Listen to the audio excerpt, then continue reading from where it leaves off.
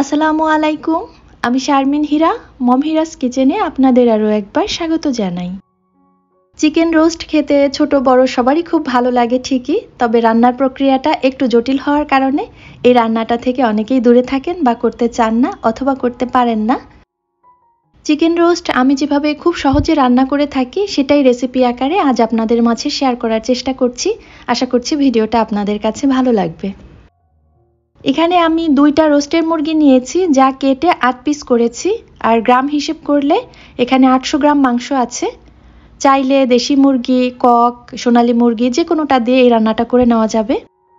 ভালোভাবে কেটে ধুয়ে পরিষ্কার করে নিয়ে তার মধ্যে হাফ চা চামচ রসুন বাটা, হাফ চা চামচ আদা বাটা, 1 চা চামচ লেবুর রস, হাফ চা চামচ লবণ, 1 চা চামচের 8 ভাগের 1 ভাগ অরেঞ্জ ফুড কালার দিয়ে খুব ভালোভাবে আমি মাংসের সঙ্গে সব উপকরণ মিশিয়ে নিচ্ছি।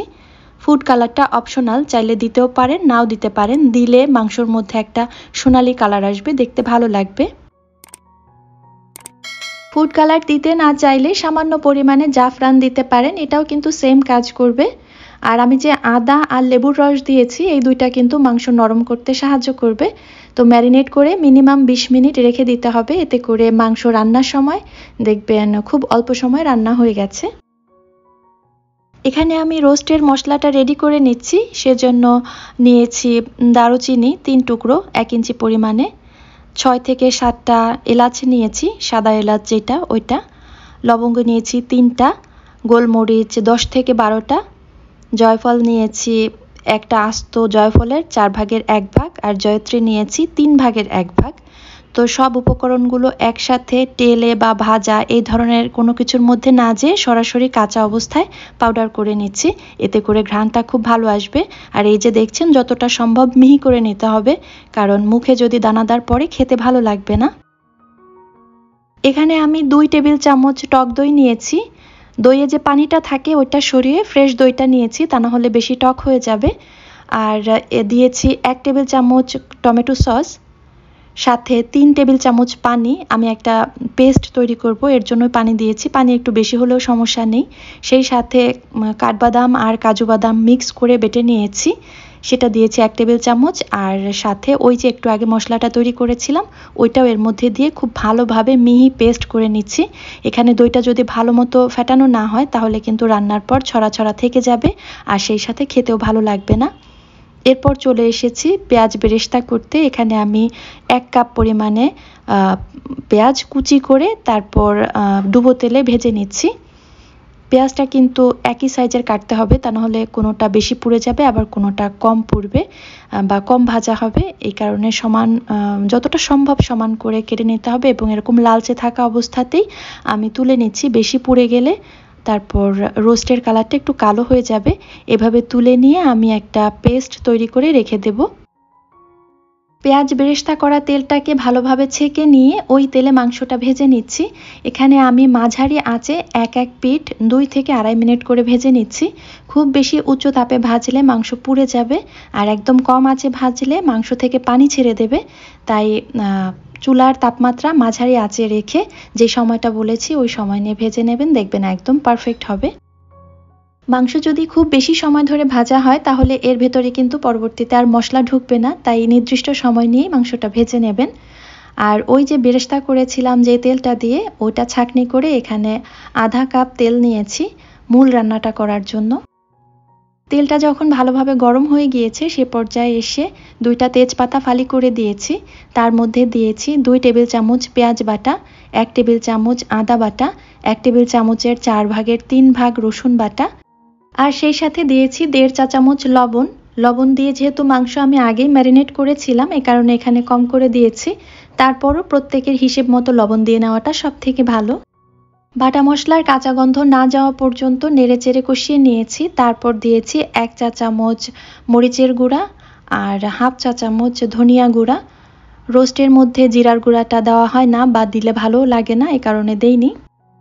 এরপর ওই যে আগে দই আর মশলার যে পেস্টটা তৈরি করে রেখেছিলাম ওইটা দিয়ে ভালোভাবে নেড়েচেড়ে কষিয়ে নিচ্ছি। রোস্টের মশলা কষানো থেকে শুরু করে রান্নার শেষ পর্যন্ত একদম কম আঁচে করে নিতে হবে, কারণ এখানে দই, বাটা বাদাম এবং দুধ এই জাতীয় জিনিস থাকার কারণে খুব তাড়াতাড়ি পুড়ে যেতে পারে, তো এক্ষেত্রে অবশ্যই সাবধান থাকবেন। দই মেশানো মশলাটাকে ভালোভাবে কষিয়ে নিয়ে এরপর আগে যে পেঁয়াজ বেরেস্তা করেছিলাম ওইটা শুধু পানি দিয়ে হাফ বাটা করে ওইটাও এই যে দিয়ে খুব ভালো মতো কষিয়ে নিচ্ছি। এর মাঝে যখনই মশলা একটু শুকিয়ে আসছিল আমি কিন্তু দুধ দিয়ে বারবার কষিয়েছি, প্রায় 2 থেকে 3 বার আমি দুধ দিয়ে কষিয়েছি। এখানে দুধের ব্যবহারটা পানির পরিবর্তে করেছি, এতে করে মশলা একটা ক্রিমি টেক্সচার আসে আর খেতেও খুব ভালো লাগে। আগে যে মাংসটা ভেজে তুলে রেখেছিলাম ওটা একটা ছড়ানো কড়াইয়ের মধ্যে নিয়েছি আর এই মাত্র রেডি করা মশলাটা তার মধ্যে দিয়ে রান্না করছি। আমার ফ্রাই প্যানটা একটু ছোট ছিল, এই কারণে বড় ছড়ানো পাতিলে শিফট করেছি। আর সেদ্ধ হওয়ার জন্য এখানে মেজারমেন্ট কাপের 1 কাপ তরল দুধ দিয়েছি। দুধটা কিন্তু ঘন দুধ না, নর্মাল একবার জাল করে নেওয়া দুধ। আর পানির পরিবর্তে দুধ দিয়ে যে জাল করছি রান্না করছি এটাতে বেশি মজা হবে।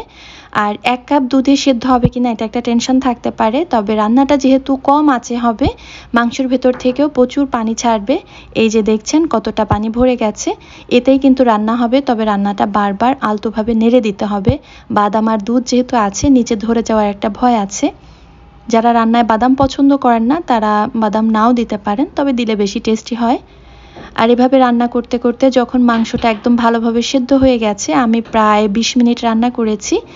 এরপর এসে এই যে 1 টেবিল চামচ ঘি দিয়েছি, 1 চা চামচ চিনি, তার মধ্যে 1 চা চামচের 4 ভাগের 1 ভাগ গোলাপ জল, 1 চা চামচের 4 ভাগের 1 ভাগ কেওড়া জল দিয়েছি, আর সাথে দিয়েছি 1 টেবিল চামচ গুঁড়া দুধ।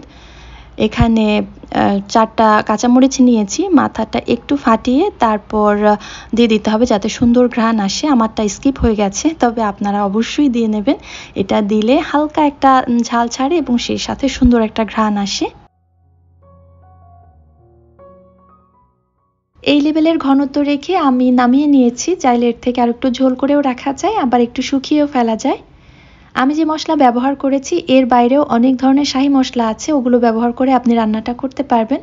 তবে খুব বেশি মশলার আধিক্য আপনার রান্নাকে তেতো করে দিতে পারে বা সঠিক পরিমাণ না জানা থাকলে সেক্ষেত্রেও সমস্যা হতে পারে। তো আমি যেভাবে করেছি চাইলে একবার এভাবে ট্রাই করে দেখতে পারেন, আশা করছি ইনশাল্লাহ নিরাশ হবেন না। আমার আজকের ভিডিওটা যদি ভালো লেগে থাকে প্লিজ ভিডিওটিতে একটা লাইক দিতে ভুলবেন না। আর এই ধরনের রেসিপি আরও পেতে চাইলে আমার চ্যানেলটিকে সাবস্ক্রাইব করে নিতে পারেন। আজকের ভিডিও এখানেই শেষ করছি। আল্লাহ হাফেজ, আসসালামু আলাইকুম।